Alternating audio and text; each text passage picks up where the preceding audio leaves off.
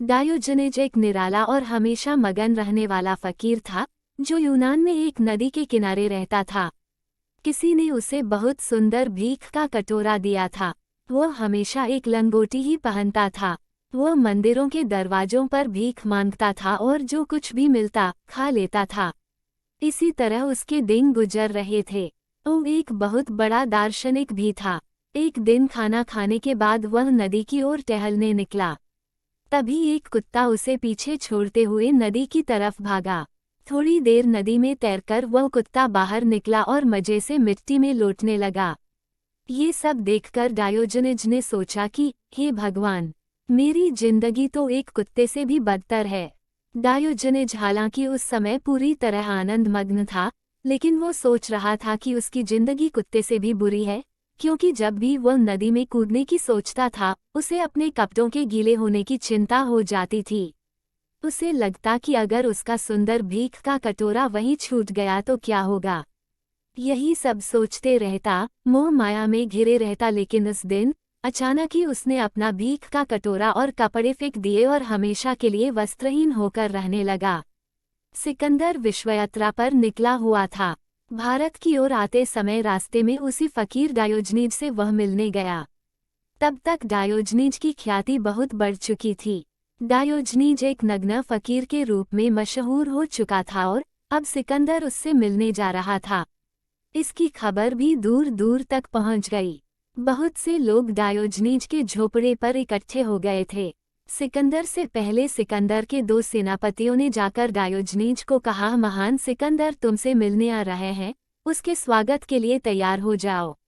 Diogenes अपने झोपड़े के बाहर बैठा था। वह जोर से हंसने लगा और उसने कहा, जो स्वयं अपने को महान समझता है, उससे छोटा आदमी और दूसरा नहीं होता। सिकंदर आ गया था। डायोजनीज बाहर बैठा हुआ सुबह की धूप ले रहा था। सर्दी के दिन थे। सिकंदर ने कहा कि मैं तुम्हारी कुछ सेवा कर सकूं तो मुझे बहुत खुशी होगी। डायोजनीज ने कहा, धूप आ रही थी मेरे शरीर पर, तुम बीच में खड़े हो गए और धूप आनी बंद हो गई। इतनी ही कृपा करो, धूप के मार्ग से हट जाओ। और यह भी प्रार्थना करता हूँ, तुम्हारे हाथ में बहुत ताकत मालूम होती है, तुम ना मालूम कितने लोगों के जीवन की धूप छीन सकते हो। इतना ध्यान रखना, तुम किसी के जीवन के लिए छाया न बनो तो बड़ी कृपा होगी। सिकंदर को इस तरह की बात सुनने का कोई ख्याल न था। फिर भी उसने कहा, मैं तुमसे मिलकर खुश हुआ हूँ।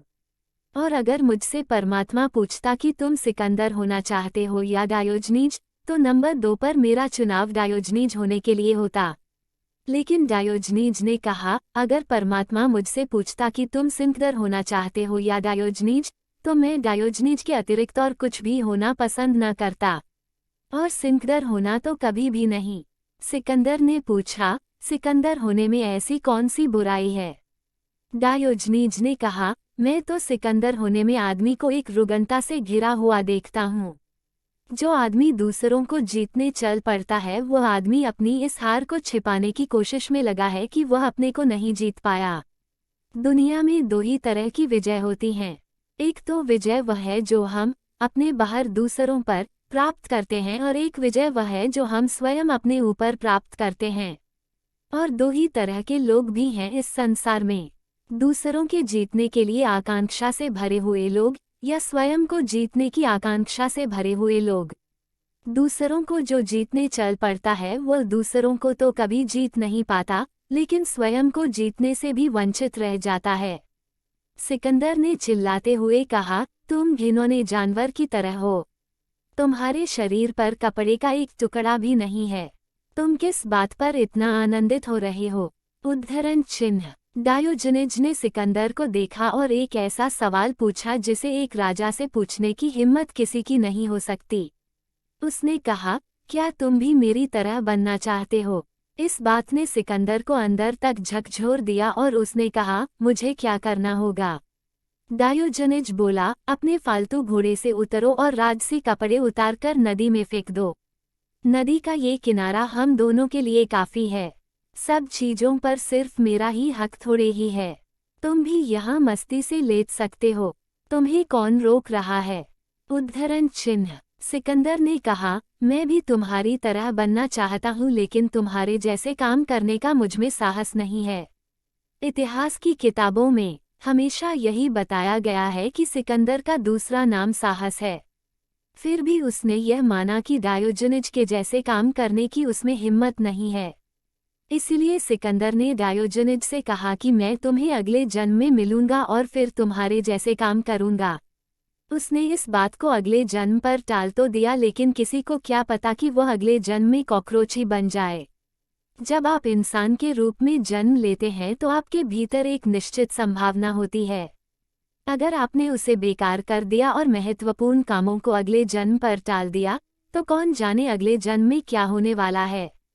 एक पल के लिए सिकंदर विरक्ति के नजदीक आया था, लेकिन फिर उसने इस बात को टाल दिया।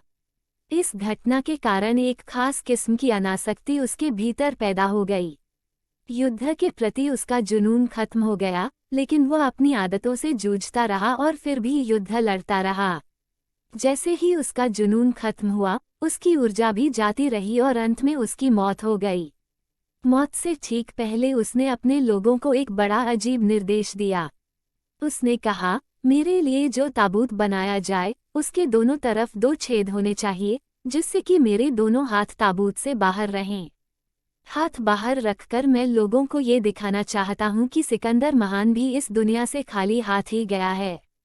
यही एक अक्लमंदी की बात थी जो सिकंदर ने अपने जीवन में की। इस कहानी से हमें ये सीख मिलती है कि हमें कोई भी अच्छा कार्य कल पर नहीं टालना चाहिए।